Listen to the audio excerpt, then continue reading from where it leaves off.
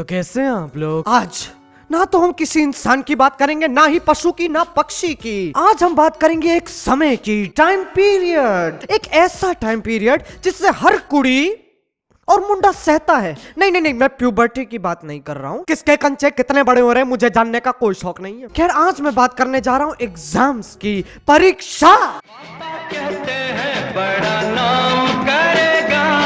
इस समय की शुरुआत होती है एक साधारण दिन से, जब सब लोग अपनी क्लास में बैठकर वही बकचोदी पेल रहे होते हैं। फिर अचानक से कंडक्टर या फिर पोछा मारने वाली आंटी अपनी थूत पे अजीब सी शैतानी मुस्कुराहट चढ़ाकर एक पेपर का बंडल लाते हैं, और वो पेपर क्लास में एक एक बच्चे को मिलता है। इस पेपर को हम प्राचीन भाषा में कहते हैं डेट शीट। डेट शीट मिलते ही सबका तुम्हें देखने का नजरिया बदल जाता है। तुम एक पढ़ाई करने वाली वस्तु की तरह देखे जाते हो, जिसका पूरे संसार में पढ़ने के अलावा और कोई काम धंधा नहीं है। सबकी बुद्धि इसी में चल रही होती है कि भैया कैसे करेगा बच्चा मजदूरी और पढ़ाई।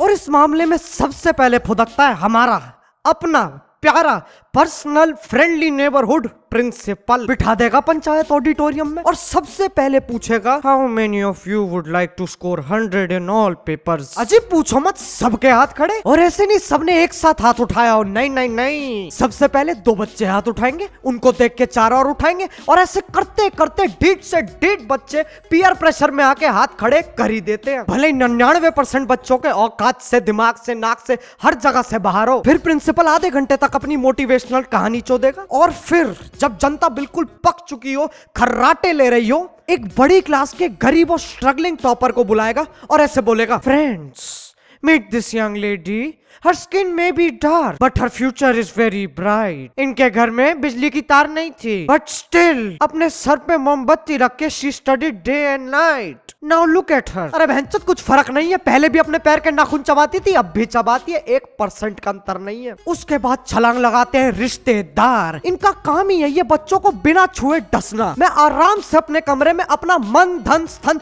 सब लगाकर पढ़ रहा हूँ। फिर हल्का सा दरवाजा खुलेगा और उसमें से एक मुंडी हिलेगी। ओ बेटा, क्या कर रहे हो? अंकल, लंड का डायग्राम बना रहा हूं, दोगे साथ मेरा? इसके बाद फीमेल पार्ट्स है, और असली चीज तो उसके बाद आती है, माइटोकॉन्ड्रिया।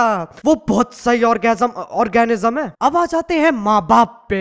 माँ बाप मत जियो। हाँ, कुछ माँ बाप होते हैं जो अपने बच्चों के फोन ले लेते हैं। यार आपने टीवी लिया, हमने कुछ कहा नहीं। आपने लैपटॉप और कंप्यूटर लिया, हमने कुछ कहा नहीं। फोन तो जिंदगी होती है, क्यों तड़पा रहे हो बच्चे को? अरे यार, अगर फोन पे 240p पे यूपॉन देखी है तो जिंदा हो तुम। कैसे दूर करे बालक अपने दिमाग की खुजली? चलो फोन लिया तो लिया, नमकीन क्यों छुपा रहे हो यार? वो तो खाने की चीज है। मतलब बच्चा नमकीन के भी सपने ना ले ले, कतई तिहाड़ जेल वाली फीलिंग देनी है।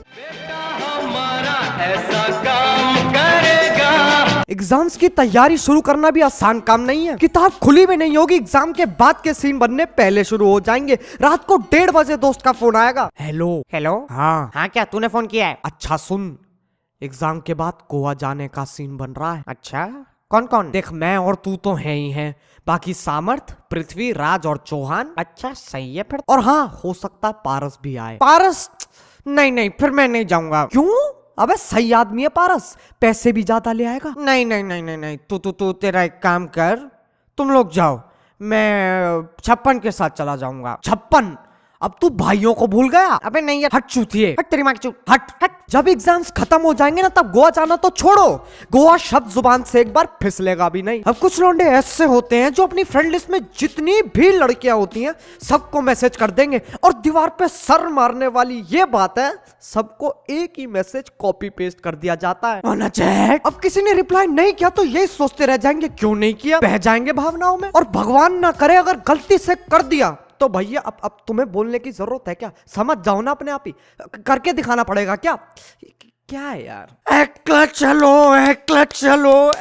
चलो रे। अब टीचर्स भी कम नहीं है, उनसे पूछने जाओ ना। सर, कौन सी बुक से पेपर आएगा? आर.डी. बर्मन, हरमन बवेजा और अरिजीत सिंह। सर, ये कौन सी बुक से? तो मैं पहली बार। और बेटा, Bajirao Singham is a must. यार मुझे ये बात बताओ, ये किस महाचूतन ने कहा था कि सुबह सुबह उठने से अच्छी पढ़ाई होती है? अरे घंटा सुबह सुबह अच्छे प्रेशर के अलावा और कुछ नहीं होता है। अधमरा सा दिमाग होगा, भकलंडी सी सूरत, आंखों में पपड़ी, आए हाय। मगर ये तो कोई न जाने अब यही हरकतें करते करते एग्जाम आने में सिर्फ 15 दिन रह जाते हैं। तब होश भी आता है और जोश भी। तब बुद्धि थोड़ी सी घूमती है और समझ में आता है कि भैया अब दोस्त की मम्मी से काम नहीं चलने वाला, जो ट्यूशन शुरू होने से पहले 5 मिनट सुट्टा मारने देती है। अब मामला प्राइवेट करना पड़ेगा। और जो बच्चे भगवान में नहीं मानते, एग्जाम से पहले मैंने उन्हें नहीं देखा, उन्होंने मुझे नहीं देखा, मैं उन्हें नहीं जानता, वो मुझे नहीं जानते, I am a proud atheist. Exam के दौरान सारे धर्मों के भगवान याद आ जाते हैं और अजीब अजीब टोटके करते डोलेंगे। काले कुत्ते को रोटी खिलाओ, रात को पीपल पेड़ के आसपास चक्कर लगाओ और सूरज की तरफ देख के मत मूतो। अब एग्जाम के एक दिन पहले सबके दिमाग में 3 चीजें चल रही होती हैं। मुझे सब आता, मैं पेपर तबाह कर दूंगा। दूसरा, मुझे कुछ नहीं आता, मैं आत्महत्या कर लूंगा। तीसरा, मैं यहाँ से भागकर कहीं दूर पहाड़ों में अपना मुंडन करवा के एक बुद्ध का जीवन व्यतीत करूंगा।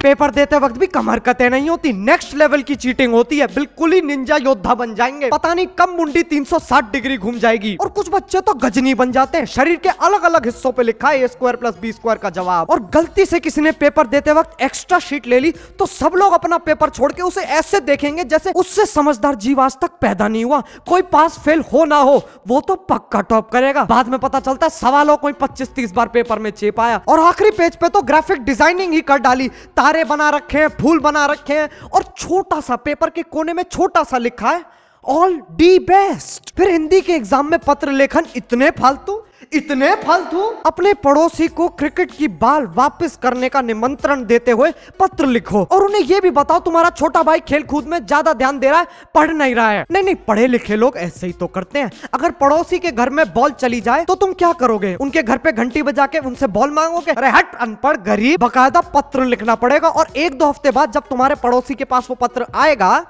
तो मिल जाएगी बॉल। यही है यार पढ़े लिखे लोगों का तरीका। अब ये सिर्फ मेरे साथ ही होता है या फिर कुछ डायग्राम की प्रिंटिंग क्वालिटी इतनी ज्यादा खत्म होती है, सबसे सस्ता प्रिंटर से प्रिंट करेंगे और उसके बाद उसे देख के कहेंगे नहीं अभी भी आकार समझ में आ रहा है, एक काम करो इस पे कोयला रगड़ो। पापा कहते हैं बड़ा नाम करेगा। अब जब सारे एग्जाम्स खत्म हो चुके होते, बच्चे पागलों की तरह अपनी शर्ट फाड़ रहे होते हैं, तब तुम माँ बाप पे जाओ, भाई बहन पे जाओ, पूरे खानदान पे जाओ, लेकिन पढ़ाई पे मत जाना। कसम से बता रहा हूं, मैं तुम्हारा सर खोल दूंगा। यही बकचोदी से बच्चे हर साल गुजरते हैं। #respect for बालक। तो यार बस यार आज के लिए सिर्फ इतना ही। मुझे पता है ये वीडियो लेट है, लेकिन यार मैं क्या करूं? मेरे कमरे में इतनी ज्यादा तोड़फोड़ हो रखी है। ये वीडियो मैंने किस्तों में बनाई है, पूछो मत यार। और हाँ, हमारे चैनल पे 7 लाख से ज्यादा लोगों ने अपनी मुंडी उल्टी पुल्टी कर ली है, तो यार उसके लिए बहुत बहुत शुक्रिया। अब अगर तुम लोगों को ये वीडियो पसंद आई तो लाइक मारो। आज मैं कोई एम नहीं रखूंगा, आज तुम लोग अपने औकात दिखाओगे, देखते हैं कितने हो पाते हैं। और अगर तुम लोग मेरे को पहली बार चिल्लाते हुए सुन रहे हो तो यार सब्सक्राइब करो। उस लाल वाले बटन के साथ तुम लोग दंगल करो या फिर जंगल में मंगल, मुझे नहीं पता, बस क्लिक हो जाना चाहिए। अब यार मैं भी जा रहा हूँ, गर्मी बर्दाश्त नहीं हो रही है। बाय। मोहित, अब तू पहाड़ों पे जिएगा। काट के फेंक दे, भोसड़ी तलाम फेंक दे, गंगा में जमुना में फेंक दे बे काट के। भोसड़ी कुछ नहीं कर सकते, झाड़ नहीं उगा सकते तो क्या करिए? हाँ बताए तो दाई थी, अब आई तुमको सुनाई तो है। सुखाड़ नहीं सकते तो क्या कर सकते? हाँ।